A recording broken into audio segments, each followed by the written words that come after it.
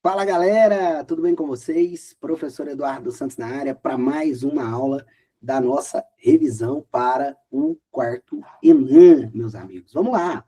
E na aula de hoje nós vamos tratar de direitos fundamentais, esse tema extremamente relevante, né? Um tema que a gente vê caindo aí muito conectado com outras disciplinas. Então, além da cobrança específica e direta na prova de constitucional, que sempre tem, a gente também vê questões de direitos fundamentais relacionadas com direitos humanos, relacionadas com formação humanística, relacionadas com direito civil, com direito penal, né, e outros casos. Então, assim, é um tema que se comunica muito com outras disciplinas, direto, conteúdos dessas outras disciplinas caindo até na prova de constitucional, ou mais frequentemente até, conteúdo de constitucional caindo nessas outras provas.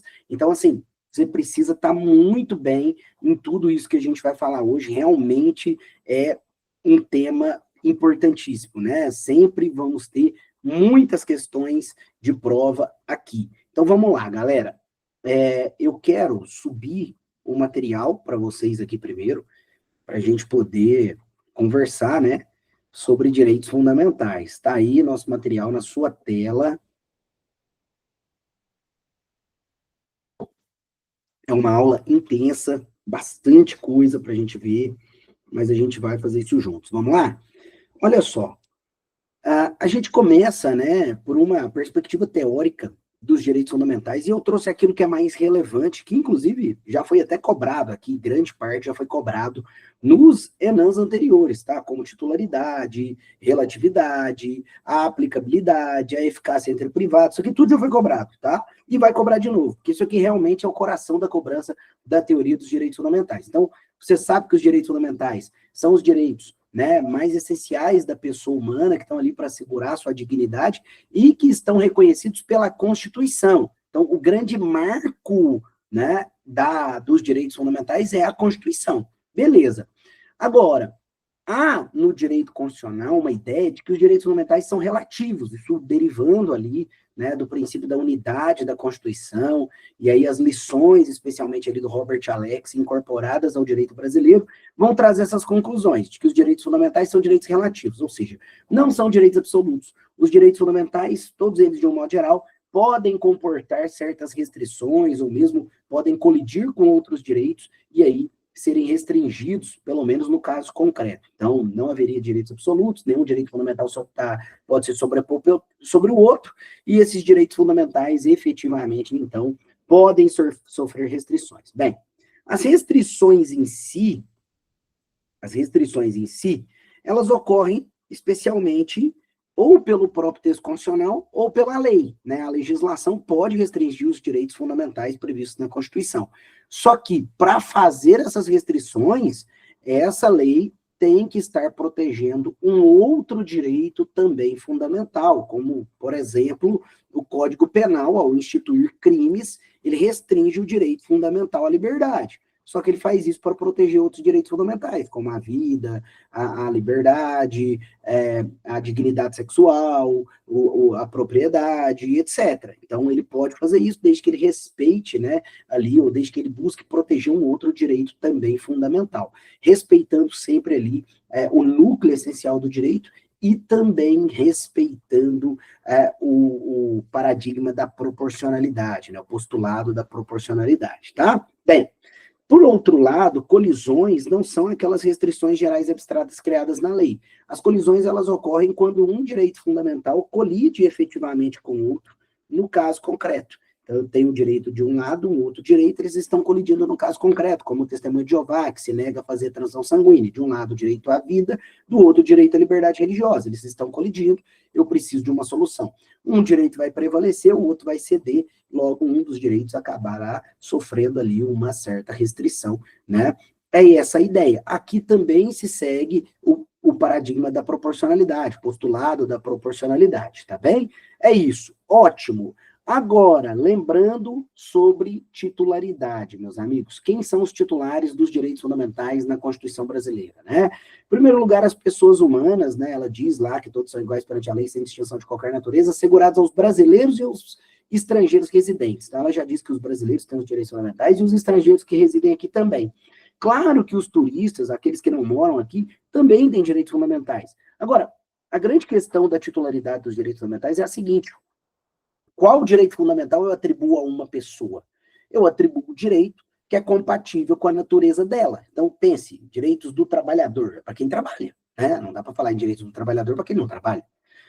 Direitos, por exemplo, a licença maternidade, bem, como regra é da mulher, né? Não tem como ser do homem, embora haja exceções, tá? Então, essa é a ideia, né, geral da titularidade, é atribuir a uma pessoa o direito que é compatível com a natureza da própria pessoa. Ótimo. Então, eu não vou poder atribuir para um turista o direito à educação básica, né? Ele vai lá, ele está aqui 2 semanas, mas quer matricular os filhos na creche para poder ir na praia. Não, não pode, né? Agora, pessoas jurídicas têm direitos fundamentais? Tem, as pessoas jurídicas privadas têm direitos fundamentais, inclusive, né? Agora, só os direitos que são compatíveis com a natureza dela. Não vai ter direito à vida, à integridade física, né? Mas vai ter direito ao nome, vai ter direito à imagem, vai ter direito à propriedade, aquilo que é compatível com ela. Tranquilo? Essa é a ideia. Agora, o próprio Estado, né? As pessoas jurídicas de direito público poderiam ter direitos fundamentais? Bem, aqui, basicamente, as garantias processuais, essas ele tem, e aqueles remédios constitucionais que sejam necessários para assegurar, né, direitos, prerrogativas daquele ente, ou mesmo daquele órgão. Então, um mandado de segurança, por exemplo, para assegurar repasse de verba, né, sei lá, o Estado não está passando verba para o município que está previsto em lei, aí ele pode entrar com esse mandado de segurança, né, o prefeito não está repassando à Câmara de Vereadores a verba prevista em lei, aí a Câmara pode entrar com mandado de segurança contra, né, o município para assegurar esse repasse. Então, mas isso é algo excepcional, tá certo? Bem, agora, aplicabilidade. A Constituição é muito clara, ela diz que os direitos fundamentais têm aplicação imediata. Isso nos leva à conclusão de que, independentemente da natureza da norma de direito constitucional, ele vai poder ser aplicado no caso concreto, né? Embora, claro, seja aconselhável, seja recomendado, seja melhor, né, a aplicação de um direito fundamental quando há uma lei regulamentadora, mas isso é dispensável, né? Afinal, o artigo 5º, parágrafo 1º, diz que os direitos fundamentais têm aplicação imediata. Bem, além disso, meus amigos, nós temos, de uma forma muito clara, né, na jurisprudência do STF, que essa aplicação não é só na eficácia vertical, ou seja, não é só entre o Estado e o cidadão, não.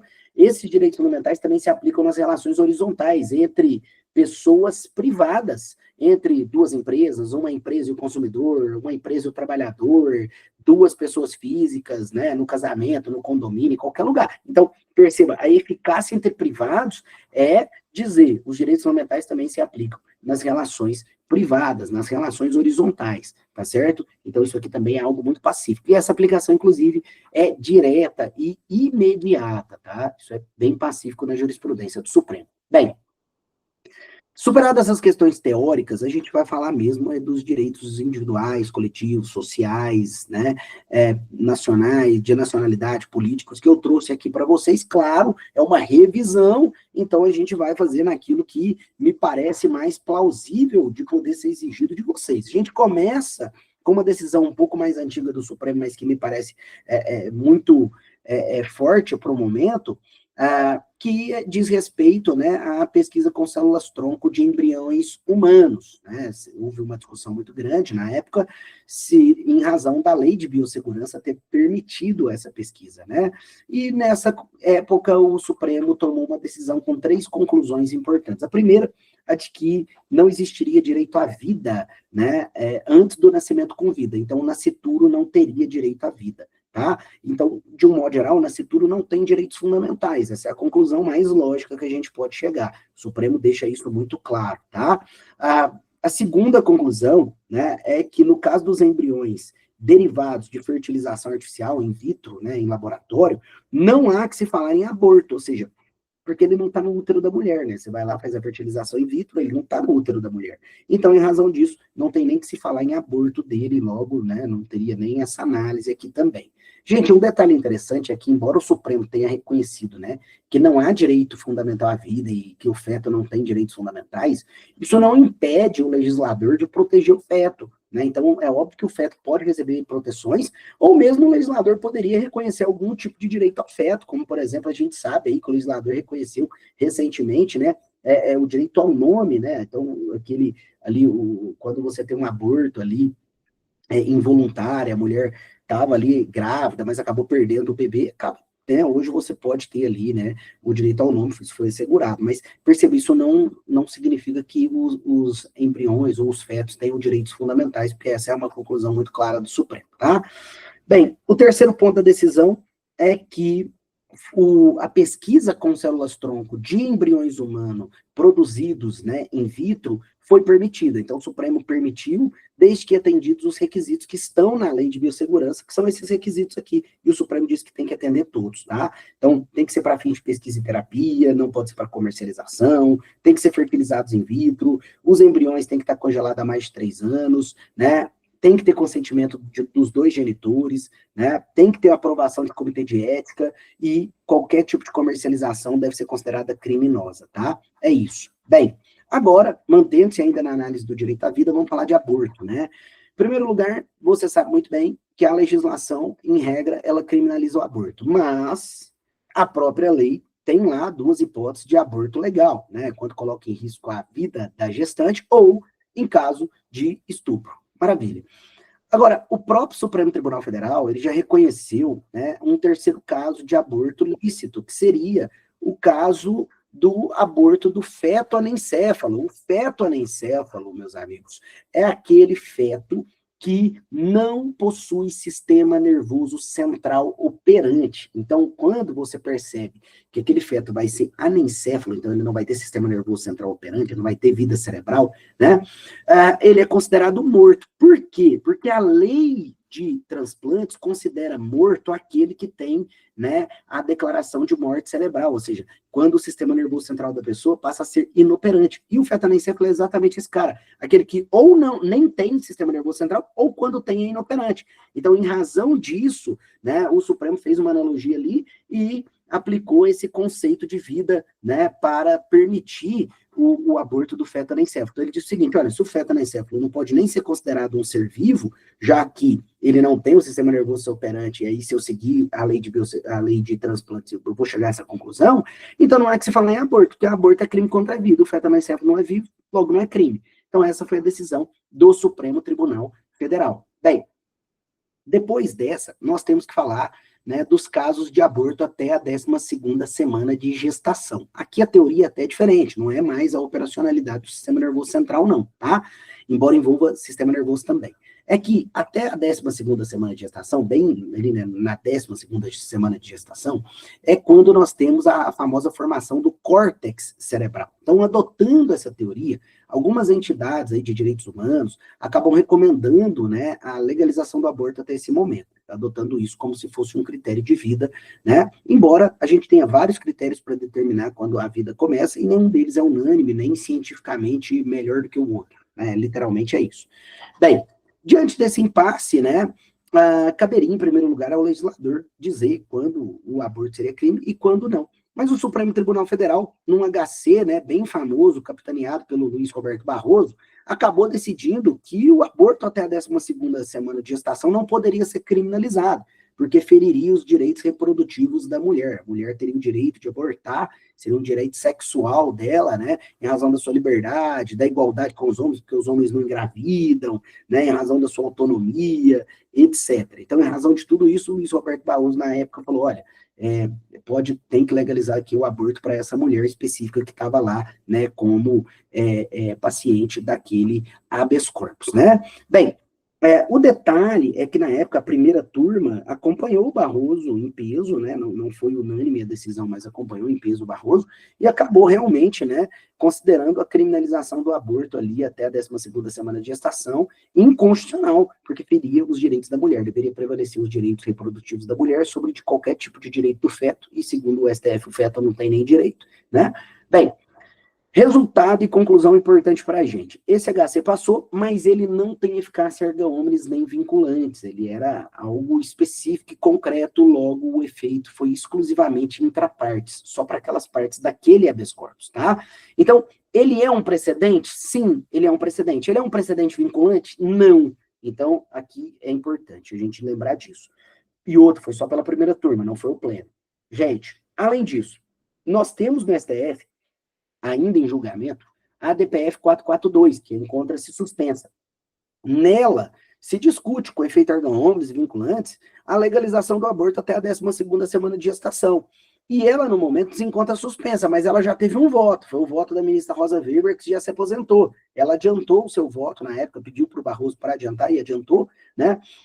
A favor da legalização do aborto, dizendo, olha, criminalizar o aborto até a 12ª semana de gestação seria inconstitucional, porque fere os direitos reprodutivos da mulher. Só que, repito, esse julgamento se encontra suspenso, então nós não temos uma decisão nesse sentido ainda, tá? É isso. Bem, agora, aborto e dever de sigilo profissional. Bem, olha só, muitas pessoas, em razão do seu sigilo profissional, podem tomar ciência de abortos que foram praticados, como o advogado, né, o seu cliente pode contar, o médico que atendeu a mulher pode contar para ele, o psicólogo que atende ela, às vezes um político que está ali a favor de uma determinada pauta e ela acaba confessando para ele ali, confiando nele. Então, todos esses casos têm dever de sigilo profissional, e quando tem dever de sigilo profissional, não se pode revelar. Então, eu, como advogado, não posso revelar que a minha cliente me disse que ela cometeu um aborto. O médico não pode dizer que a paciente dele cometeu um aborto, ainda que ele suspeite, né, e ele não tenha a certeza, mas ele não pode, porque é uma relação profissional, ele não pode ter o sigilo profissional a guardar, né? Porém, um médico, quando recebeu uma paciente, que ele percebeu que ela tinha feito um aborto, o que ele fez? Chamou a polícia, isso virou um boletim de ocorrência, que virou uma investigação criminal, que virou processo e o pau torou, né? Bem, resultados, foi parar lá no STJ. O STJ, ao examinar o caso, disse o seguinte: esse processo é nulo. Tudo que está aqui é nulo. Todas as provas são nulas. A investigação é nula. Por que está tudo nulo? Por que o STJ anulou tudo? Porque na origem houve uma ilicitude. Todas as provas foram colhidas por meio da quebra do sigilo profissional, que não era permitido. Ele não podia quebrar o sigilo profissional, né? Ele não podia fazer aquela denúncia. Logo, né, era tudo nulo. Além de anular tudo, o STJ ainda veio e mandou instaurar procedimentos, né, remeteu ao Ministério Público, ao Conselho Regional de Medicina, para que se instaurassem procedimentos investigativos, né, e de responsabilização administrativa, civil e criminal contra o médico. Tranquilo? Então, essa foi a decisão do STJ. Ótimo. Agora nós vamos falar de liberdade religiosa, meus amigos. Vamos lá. Eu separei 2 slides, inclusive, para a liberdade religiosa, né? Um, trazendo aquilo que o STF já declarou como constitucional, como válido, né? Um outro, trazendo aquilo que o STF já declarou como inconstitucional, como inválido, como nulo, né? Então, a gente começa com aquilo que o que o STF já declarou como constitucional. Então, para o STF, isso aqui é válido, né? Primeiro, o ensino religioso confessional. Então, um ensino religioso que ensine uma religião específica como correta. Então, olha, eu posso ter um ensino religioso na escola pública que ensine que o catolicismo é o correto, ou que o protestantismo é o correto, ou que a Umbanda é o correto, e assim por diante. Então, o STF já declarou que o ensino confessional em escola pública é lícito, é correto, não fere a Constituição, mas a matrícula, até porque a Constituição diz isso sobre o ensino religioso, ela deve ser facultativa, frequenta quem quer, né? E, claro, deve ser possibilitada a todas as religiões a possibilidade de ofertar disciplina, né? Então, todos podem ofertar. Faz quem quer, né? Se estiver matriculado, faz. Se não tiver, não faz. É isso. 2, Também é constitucional a fixação de símbolos religiosos em repartições públicas, né? O CNJ já tinha uma decisão nesse sentido muito antiga, depois o STF também veio e deu decisão no mesmo sentido. Então, tem um crucifixo lá no Tribunal de Justiça, tem uma, sei lá, né, uma entidade religiosa lá, uma imagem de um santo católico, alguma coisa dessa natureza, no hospital público, e assim vai. Então, isso daí, né, é permitido, segundo o STF, isso não fere a Constituição. 3.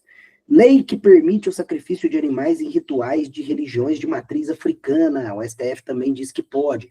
Algumas religiões de matriz africana, né, elas usam animais dos seus rituais. Então, vai lá, pega uma galinha, mata a galinha, joga o sangue ali, né? Alguns consomem o sangue, outros matam um bode, e assim por diante. Então, isso é muito comum nas religiões de matriz africana, né? Esse sacrifício de animais. E, bem, o STF disse que isso aí não configura maus tratos, tá? E, portanto, isso sendo feito com uma morte limpa, né, que é sem torturar o animal e tal, é válido. Então, pode sim, não tem nenhum problema, tá? Bem, 4.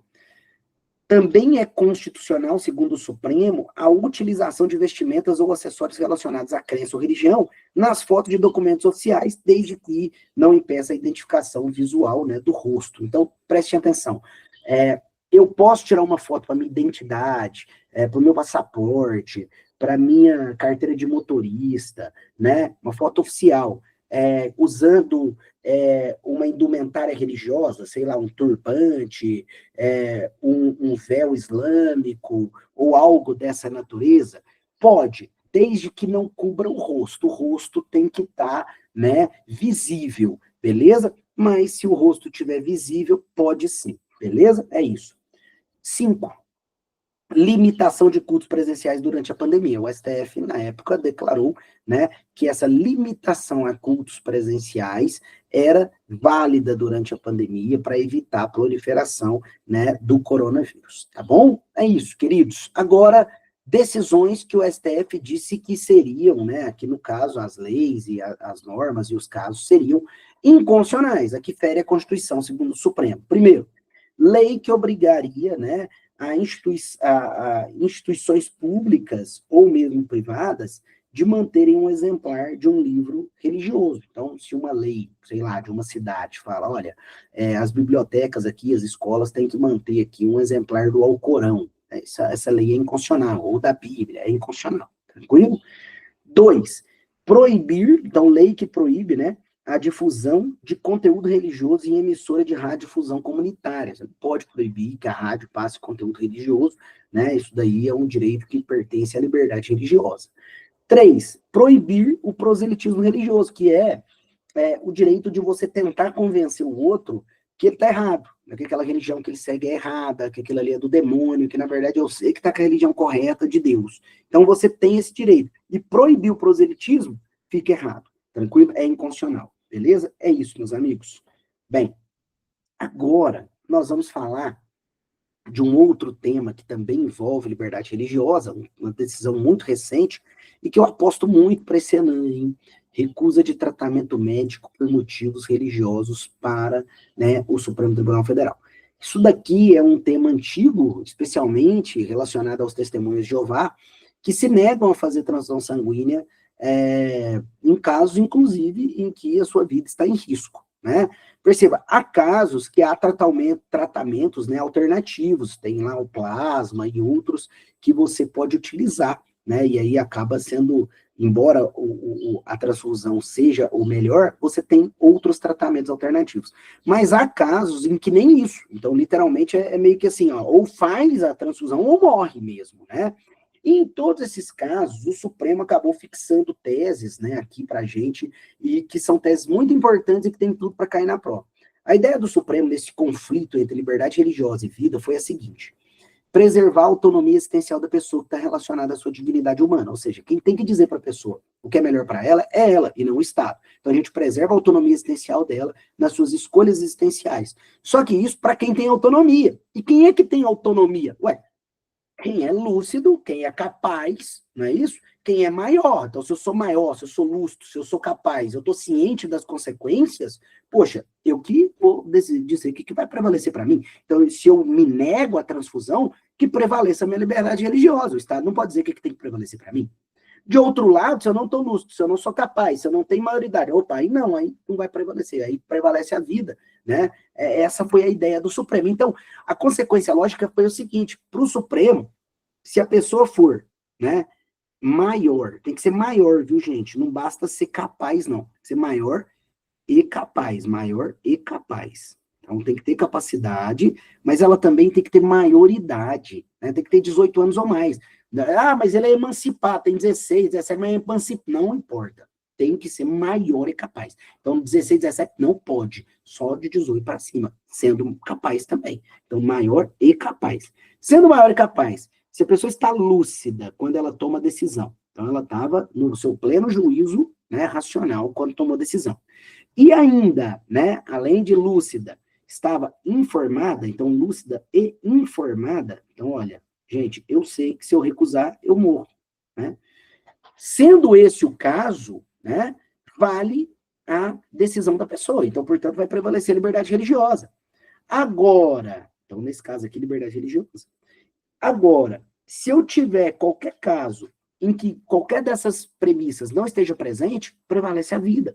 Então, se eu estiver falando de uma pessoa menor, prevalece a vida. Se eu estiver falando de uma pessoa que chegou desacordada no hospital, não tinha informação nenhuma, prevalece a vida. Se eu estiver falando de uma pessoa que ela não estava lúcida, não foi informada, nada, não era capaz, então prevalece a vida. Essa é a ideia. Agora, o próprio Supremo Tribunal Federal diz o seguinte, eu posso fazer declaração antecipada de vontade. Então, eu posso ir lá no cartório, registrar que eu não quero me submeter à transfusão sanguínea. Eu sou maior, vou lá, faço uma declaração, registro, e aí minha família pode usar isso, por exemplo, lá para dizer, olha, ele não vai receber sangue porque ele não quer. Está aqui a manifestação antecipada de vontade dele. Isso é válido, tá? Agora, Eduardo, então a família pode substituir a vontade da pessoa? De jeito nenhum. Somente a própria pessoa. Perceba que aí você fez uma declaração antecipada, sua família só entregou. Agora, a família não pode substituir a mulher, o esposo, a esposa, né, o filho, o pai, ninguém substitui a vontade da pessoa. Então, mesmo no caso do menor, não vai poder o pai substituir a vontade dele. Ah, mas meu pai também concorda comigo, não importa, vai receber o sangue mesmo, e acabou, né? Essa foi a decisão do Supremo, tá bem? Basicamente é isso. Um último detalhe é o seguinte, o STF também disse que quando houver tratamento alternativo, o testemunho de Jeová tem direito ao tratamento alternativo.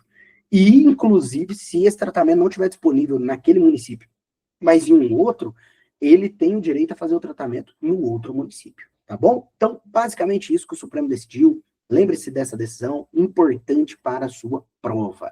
Maravilha.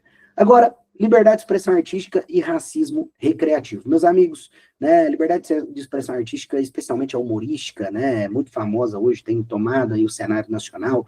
Nós já tivemos muitos casos envolvendo isso, tivemos na época o Porta dos Fundos, que colocou lá, né, Jesus como mentiroso, Deus como mentiroso, colocou lá como homossexual, etc., né, foi lá e detonou com todas as imagens cristãs, todos os valores cristãos, né, e tal. Liberdade de expressão artística, né, mas isso gerou uma ofensa, isso foi uma espécie de racismo religioso contra os cristãos. Na época, o Supremo foi muito claro. Ele disse, olha, não, prevalece liberdade de expressão artística. Há aqui ânimos jocante, ânimos de humor. Se você não quiser assistir, você não assista. Foi essa a decisão da STF. Recentemente, o STJ teve uma decisão no mesmo sentido, né? Foi um stand-up, um show de stand-up, em que o humorista havia feito piadas com pessoas com deficiência, né? Lá sobre cadeirante e vários outros estereótipos, e ele basicamente fez, né, essas piadas e foi processado. O Ministério Público foi lá, processo criminal, etc. Bem, o STJ absolveu ele e disse o seguinte, olha, você tem que verificar a intenção. Se a intenção é apenas a brincadeira, é a piada, esse é o ambiente. Então, é só você não ir, né? Por quê? Porque não há crime, né, de expressão sem dolo. E o dolo aqui não é ofensa, o dolo é rir. Então, se eu não tenho o dolo, né, se eu não tenho o famoso ânimos injuriandi, então eu não posso puni-lo, porque o dolo aqui é um dolo qualificado. Eu só posso punir alguém, né, se eu tivesse o ânimos injuriande, mas no caso, o que eu tinha era um ânimos jocante, ou seja, era um ânimos da risada, de fazer piada, ainda que ela seja de mau gosto, ainda que ela seja perversa, não importa. O que importa é que o ânimos ali, a intenção era da piada e não de injuriar. Então, logo, não é possível falar aqui em injúria racial nesse caso. Tá? Foi basicamente essa decisão, e o próprio tribunal afirmou, né, de forma muito clara, que nesse tipo de show há uma presunção de que o ânimos é jocante, é de piada. Então, tem que se considerar isso, né? Basicamente foi essa decisão em 2024 do STJ, tá? Ah, Eduardo, eu já vi várias decisões que passaram na televisão, de juiz, de TJ, mas aí é juiz, é TJ, não é o STJ, nem o STF. Né? Para sua prova é o STJ, STF. Tá certo? É isso. Racismo reverso, meus amigos. A ideia do racismo reverso é a seguinte. De um lado, né, nós temos pessoas que vão dizer o seguinte: racismo só pode ocorrer contra negros e contra minorias. Então, só posso ter racismo contra negro, contra mulher, contra homossexual, etc. Mas eu nunca vou poder ter racismo contra branco, contra homem, nada desse tipo. Porque eles nunca vão poder sofrer racismo, porque eles não foram escravizados, eles nunca foram submetidos a nada, né, que seja grave, etc. Então, a ideia do racismo reverso seria a seguinte: existir racismo também contra atos odiosos praticados contra a maioria. Ou seja, o fenômeno do racismo é só um fenômeno social ou também individual? Essa é a questão do racismo reverso. Porque quem defende o racismo reverso, né, ou simplesmente defende que todo ato de racismo é racismo, essa pessoa está dizendo o seguinte: olha, não importa a cor da pessoa, se você discriminar ela em razão da pele, isso deveria ser racismo também, né? Se você é uma pessoa que discrimina uma pessoa em razão da cor da pele ser branca, ou dela ser um homem, ou etc., você também tem que ser punido pela lei, e não só o contrário. Então, quem defende o racismo reverso defende isso. Só que essa tese passou? Não passou. Por quê? Porque o STJ diz: não existe racismo reverso no Brasil. Racismo é só contra negro, só contra minorias. Maiorias não sofrem racismo. Então, por exemplo, se eu fizer uma ofensa ali a cristãos, como cristãos são maioria, não tem problema. Agora, se eu fizer uma ofensa contra um bandista, aí não pode, porque é minoria. Então, esse foi o raciocínio do STJ, muito claramente, né? Até copiei aqui a decisão. Então, não existiria racismo nem injúria racial contra branco ou europeu, mas somente contra grupos minoritários historicamente discriminados, que está na decisão, tá? Então, para a corte, só racismo estrutural é racismo, tá? E aí a gente chega na seguinte conclusão: se eu tenho um xingamento contra um branco, em razão da cor da pele dele, ou de estereótipos, esse caso aqui especificamente, né, um rapaz, um senhor de idade que estava no Uber, ele foi ofendido pelo motorista que chamou ele lá de europeu escravagista. Acho que não me lembro se ele era português, espanhol. Você falou: você é o europeu escravagista, e cagou tudo na cara dele lá, né? E bem, basicamente o STJ falou: não, isso não dá nada não, né?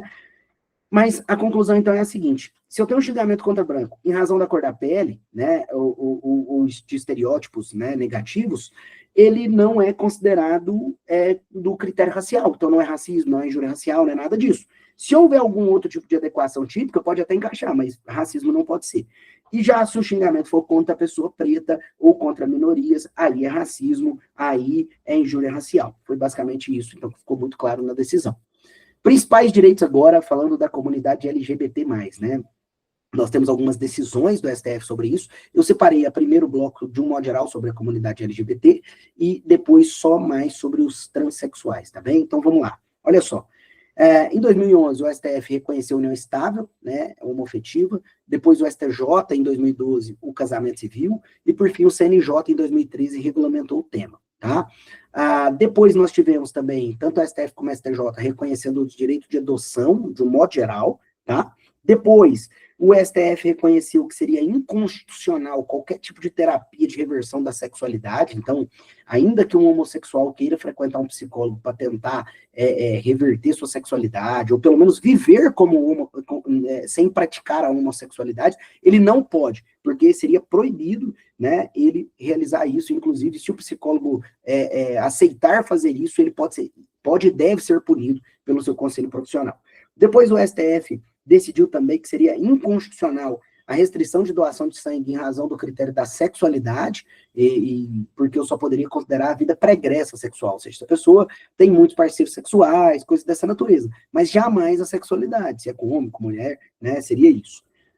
Depois o STF também criminalizou a homotransfobia como crime de racismo, então, embora não esteja previsto, né, na legislação o critério da sexualidade ou da transexualidade, o STF disse que qualquer tipo de discriminação, qualquer tipo de fala preconceituosa, etc., contra pessoas homossexuais configuraria o crime de injúria racial ou mesmo crime de racismo, né? E, nesse caso, então, aplicando-se a lei de racismo e a legislação sobre injúria racial, tá? Aqui ele adotou o conceito, né, de racismo estrutural mesmo, e de que racismo seria um fenômeno social, e de que os heterossexuais subjugariam aí, historicamente, os homossexuais, e, portanto, ele adotou esse conceito. Segundo o próprio STF, isso aí consta na decisão, ele não teria realizado nem analogia em Malaparte, nem criado um crime. Na verdade, ele só teria interpretado o conceito de raça. Isso é o que está na decisão,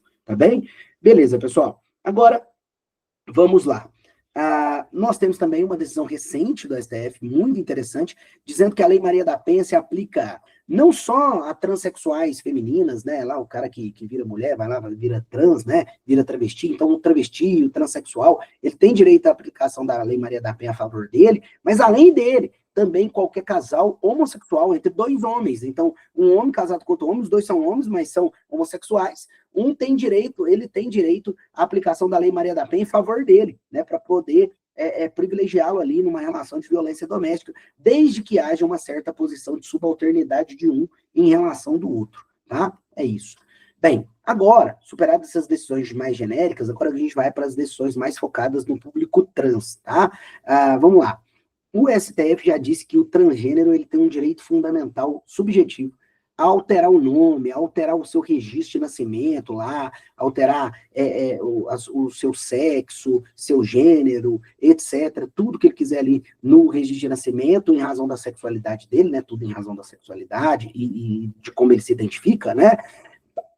Especificamente, né, exigindo-se apenas, né, a autoidentificação. Basta que ele se sinta mulher, basta que ele se sinta não binário, que ele se sinta agênero, trigênero, basta que ele diga, eu sou, é o suficiente. Então é autodeclaração. Ele só precisa se autodeclarar, se autoidentificar, se autodeclarar. Não é preciso que ele se vista como, que ele tenha barba ou não tenha barba, que ele faça terapia hormonal ou não faça terapia hormonal, que ele faça cirurgia ou não faça cirurgia, que ele coloque prótese ou não coloque. Isso aí não faz diferença nenhuma. Basta autoidentificação, autodeclaração. Ele falou, eu sou, acabou. Tem que registrar lá. É obrigatório, tá? Bem, decisão agora do STJ diz que é obrigatória a cobertura pelo SUS e pelo plano de saúde de cirurgias de transgenitalização e de plástica mamária com implantação de próteses e de hormonioterapia em transexuais. Então, o transexual tem direito, né, e o travesti também, a colocar seios lá pelo SUS, a fazer cirurgia de transgenitalização e a hormonioterapia. É interessante, tanto no SUS quanto no plano de saúde, não pode negar, tá?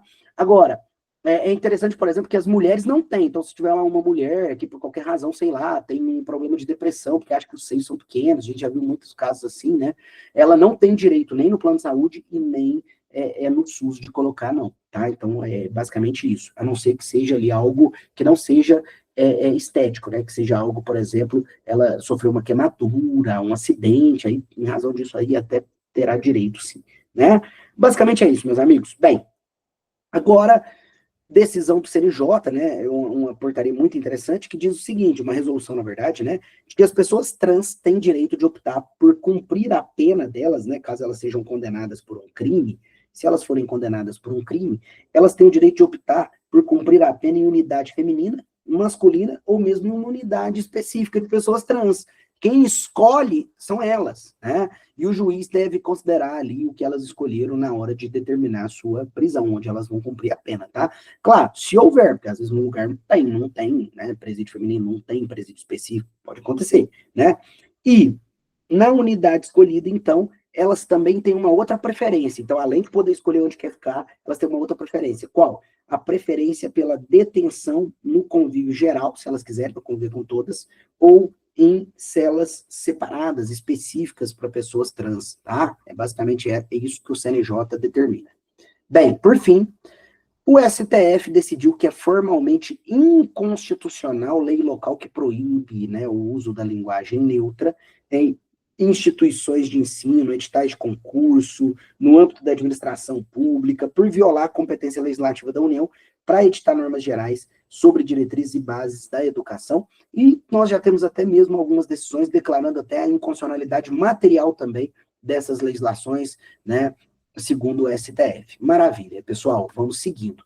Agora vamos falar de direito ao esquecimento, né? Esse direito, ele é incompatível com a Constituição, segundo o Supremo Tribunal Federal. Então, o STF não reconhece o direito ao esquecimento. Então, o que seria o direito ao esquecimento? Né? São aquelas situações em que determinada pessoa ou praticou um crime, ou estava envolvida em algo, né, que constrange ela, e em razão disso, ao passar do tempo, ela gostaria que aquilo que aconteceu fosse esquecido, né? Não fosse publicado mais em jornal, não fosse mais passado na televisão, disponibilizado na internet. Só que o STF diz que isso aí não existe. Direito ao esquecimento não é protegido no direito brasileiro. Embora o próprio Supremo reconheça que, dependendo do caso, né, dependendo do tipo que a divulgação foi feita, isso pode provocar dano moral, e aí, caso a caso, deve ser analisado se tem ou se não tem dano moral, tá? É isso. Bem, agora, vamos falar de uma decisão extremamente importante dos últimos anos, tá?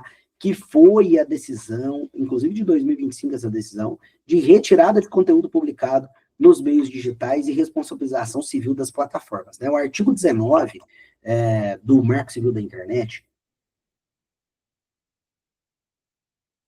ele diz que eu só posso responsabilizar as plataformas, né, o Google, o Instagram, o Facebook, etc., por não retirar um conteúdo do ar, se ele descumpriu a ordem judicial. Então, se eu fiz um pedido, o juiz disse que era para tirar e ele não tirou, aí ele é responsabilizado.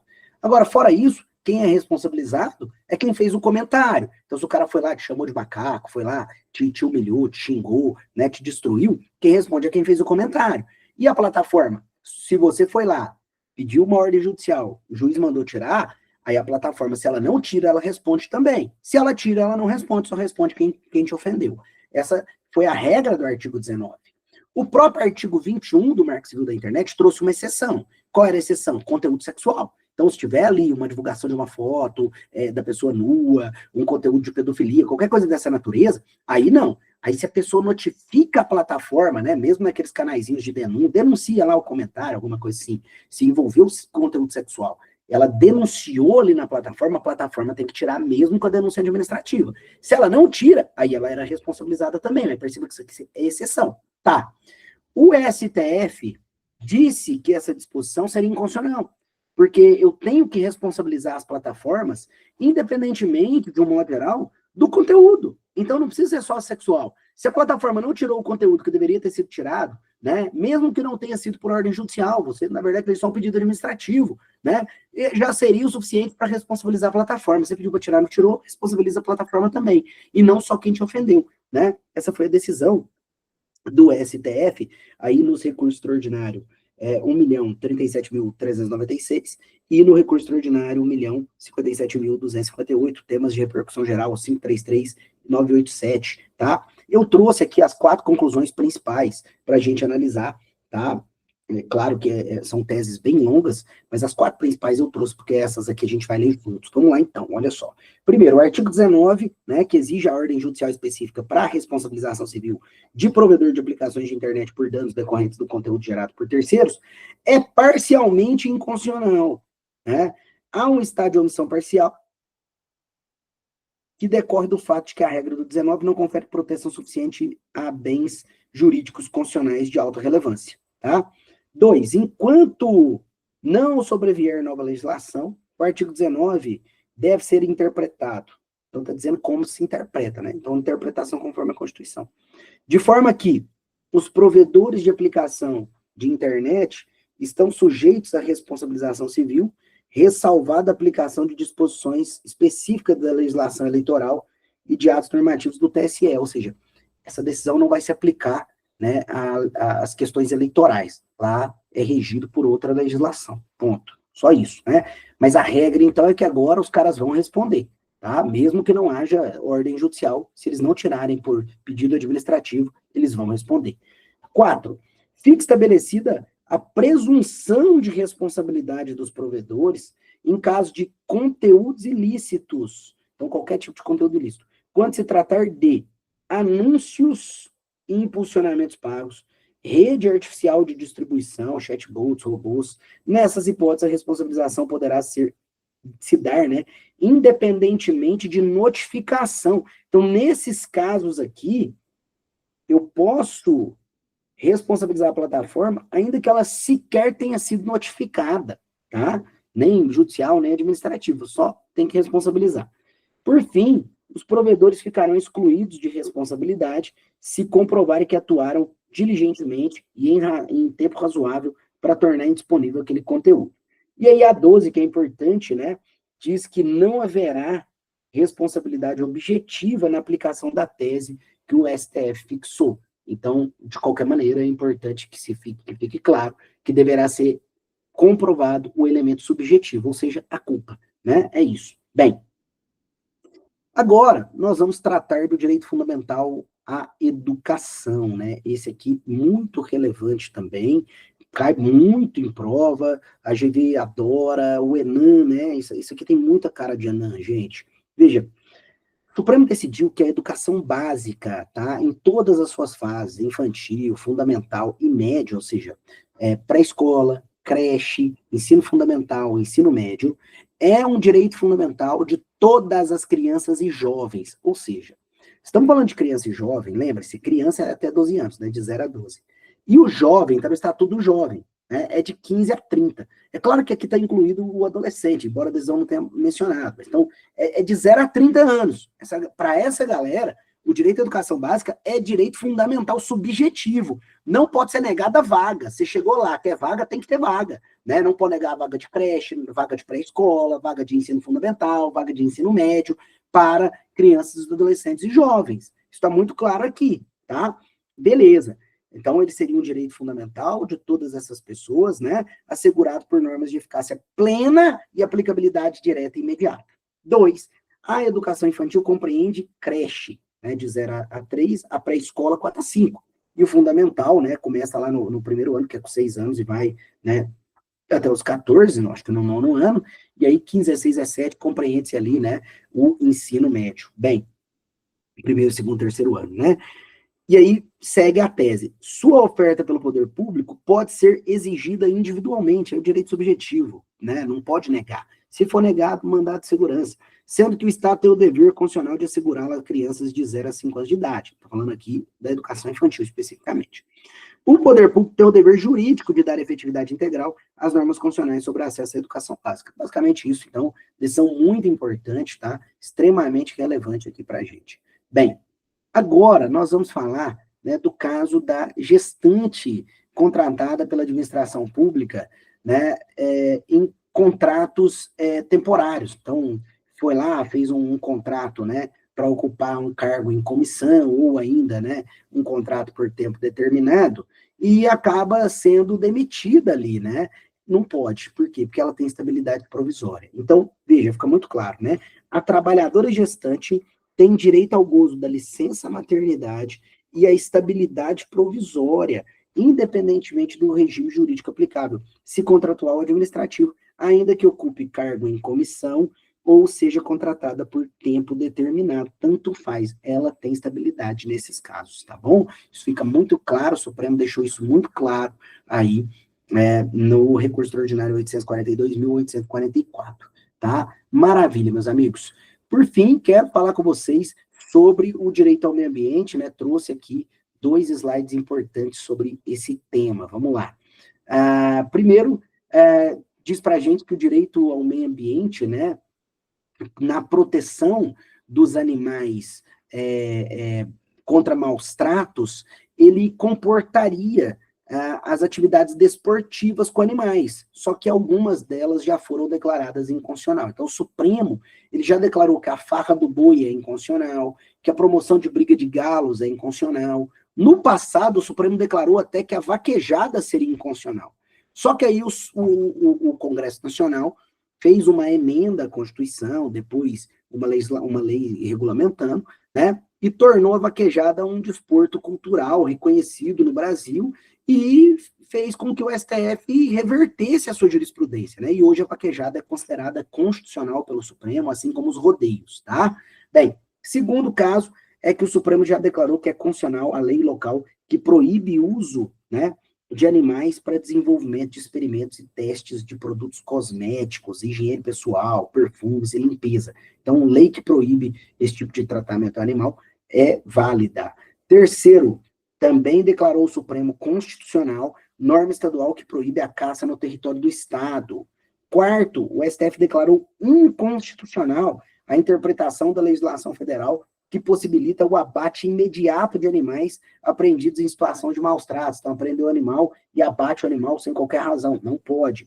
5. Também é inconstitucional lei local que preveja a castração compulsória e indiscriminada de cães e gatos, sem, né, considerar as características individuais de cada animal. E, por fim, a 6 diz para a gente que é constitucional a lei estadual de iniciativa parlamentar que obriga o governo a cuidar de cães e gatos abandonados e a criar medidas sanitárias e políticas públicas para o controle da sua reprodução. E para a gente encerrar, eu trago para vocês um slide no qual nós temos talvez um dos entendimentos mais importantes sobre medidas provisórias, né, e meio ambiente, que é o seguinte: o STF entende que medida provisória pode legislar sobre direito ao meio ambiente, mas ela não pode retroceder na proteção do meio ambiente. Então, se eu tenho uma medida provisória que diminui a proteção do meio ambiente, ela é inconstitucional. Agora, se ela aumenta a proteção do meio ambiente, aí ela é constitucional, tá? Por fim, nós temos aqui, sempre bom lembrar, que para o STF, a ação de reparação civil por dano ambiental é imprescritível, não prescreve. Então, aquele que provocou o dano ambiental vai responder por dano ambiental, né, a qualquer momento. Não há prescrição deste dano, meus amigos. Isso aí é algo bem pacífico no Supremo Tribunal Federal. Fechou? Maravilha, galera. Maravilha, maravilha, né? A gente vai ficando por aqui, né? Espero encontrar vocês em outras aulas, né, aí de Direito Constitucional para este ENAM, tá bom? Quem depois precisar falar comigo, me chama lá no Instagram, @prof. Eduardo Santos. Vai ser um prazer atender todos vocês. Aquele abraço e até mais.